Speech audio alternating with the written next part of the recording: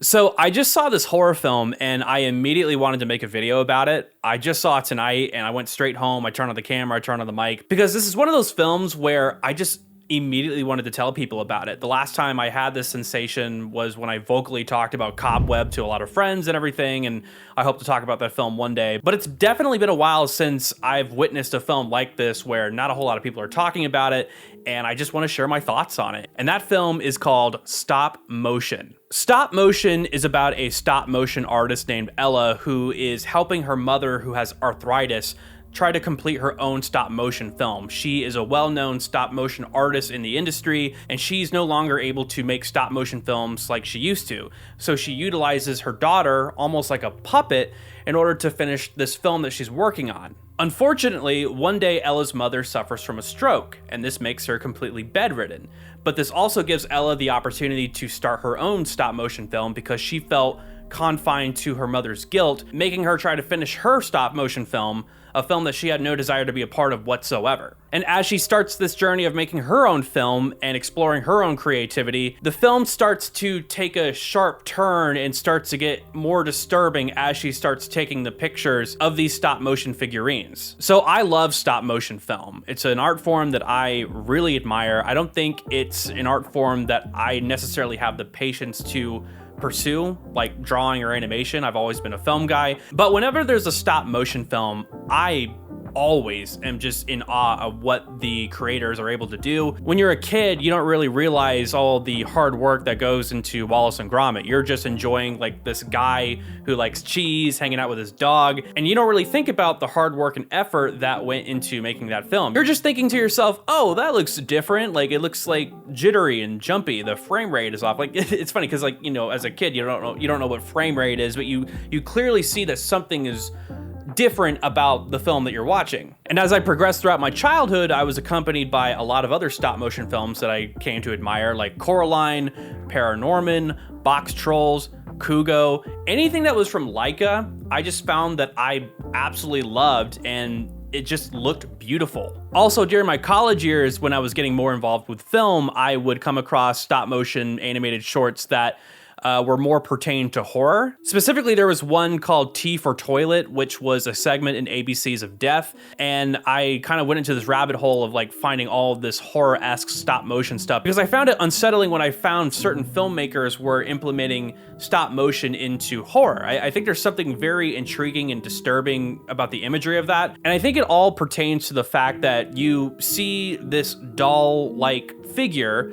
and it's taking on the persona of something that is living within the movie, but there's something about it when you're watching it that doesn't seem right. It doesn't seem as real as it could be because obviously it's a doll. And as a lot of creators progress further into what stop motion can be in the horror realm, there was a movie that was released about a year ago or so. It was called Mad God. It was a Shudder exclusive and I watched it and I was like, this is disturbing. And I think a lot of it has to do with the fact that it utilizes its stop motion film techniques. The fact that you're watching something that isn't perfect, it's actually imperfect, and you're all of a sudden engulfed in this universe that you're not entirely sure what it is or whatever, and it's just scary to be a part of. So when I heard about a full feature-length horror film centered around stop motion, I was hooked. And after seeing this film, I think it's safe to say that the director understands why stop motion can be implemented into the horror genre, because the director recognizes that it's the material of what that figure is made out of that makes it so creepy. The director himself is Robert Morgan, and after looking at his IMDb, he's worked on a lot of horror shorts, specifically in stop motion.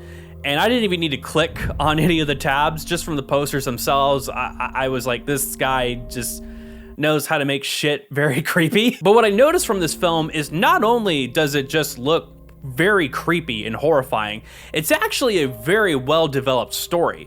So the story, like I said, is about this woman who has this new realm of freedom because her mother is in the hospital and she can now work on her own stop-motion film. But as the film progresses, she gets really obsessive of what she can do now that she is out of the hold of her mother.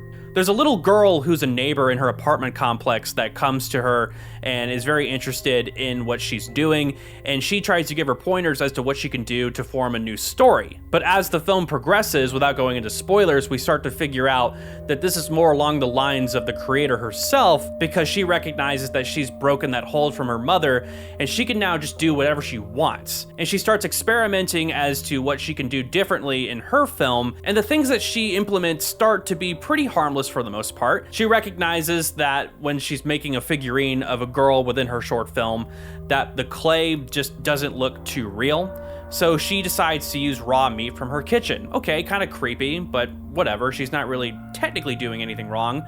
Then there is the villain that is implemented into the short film, and there's a conclusion that's met of, what if I use a dead fox that's out in the middle of the woods, and what if I use the fur on that dead fox to form this villain being? It starts to get more disturbing as the film progresses, and what's very creepy about it is, even though the film has this undertone of it's her creativity that is kind of pushing her to do all these things, the film kind of explores these themes of, like, you know, when we finally have the creative freedom to do what we want, do we actually have that freedom? Because as artists, we kind of have this image in our heads as to, okay, this is what I want to do, and I'm going to do it this way. But if we're using that realm of thinking, is that actually freedom? Because we have this image that's stuck in our heads, and we're trying to do whatever we can to get it on paper or on film or in claymation. Is it actually creative freedom, or are we allowing the inner demons of our minds to take control? I absolutely love when a film, especially a horror film like this, comes around and it's not necessarily reliant on jump scares, or even in the realm of this film, just creepy imagery. The story of the film is just very beautifully implemented, especially within the art that the context is about. Even on a surface level, the film works in its generic factors.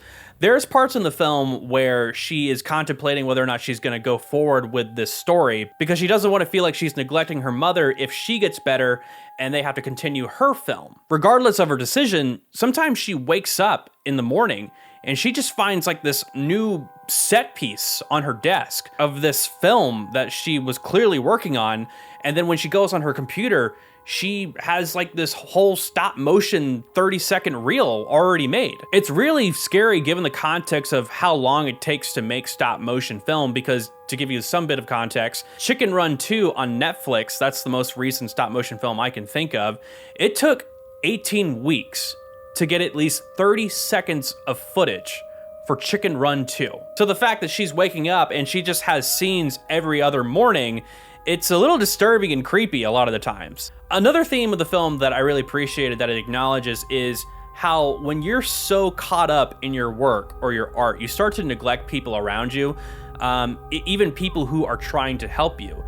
There is a boyfriend in the film who recognizes that she is really caught up in her work and sees that this is causing mental distress. And he's like, we got to get you away from this. But because she's so caught up in this, she neglects her own health and her relationships to pursue this film that she's making. And it gets to the point where she's not going to go into spoilers, but she recognizes that the dead fox fur isn't working, that it's getting old, and she might need to find another way to find fresh meat to pursue her film. And that's all I'm going to say. Guys, I absolutely love this film. I saw it on the AMC app and I was looking for films to review this week and next, and I came across this. I literally found out about it yesterday and I just saw creepy imagery. I'm like, let's go. I love horror. And I found it to be this captivating story about this art form that isn't appreciated sometimes, and I love how it's being acknowledged in this film. And I love how it's specifically horror stop motion that's being acknowledged. So if there's a theater near you that is playing stop motion, I definitely recommend it. I saw that it was a Shudder exclusive. The Shudder logo appeared on the movie, so maybe it'll be on the Shudder app later on throughout the year. But definitely see this at the movies. Support movies in the theaters, because this is definitely one of them. And yeah, I just really liked this film. So thank you guys so much for watching this video. Look forward to more reviews. I am Corbin Stuckey, and thank you for watching.